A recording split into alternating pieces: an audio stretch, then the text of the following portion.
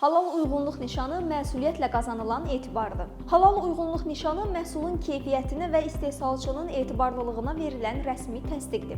Bu nişan məhsulun halal standartlara tam uyğun şəkildə istehsal olunduğunu göstərir. Düzgün istifadə həm istehlakçı etibarını, həm də brendin nüfuzunu qorumağa xidmət edir. Qida Təhlükəsizliyi İnstitutunun tələblərinə əsasən halal uyğunluq nişanından istifadə edərkən bir neçə vacib qaydaya əməl etmək mütləqdir. Nişan yalnız sertifikatlı məhsulun üzərində istifadə oluna bilər.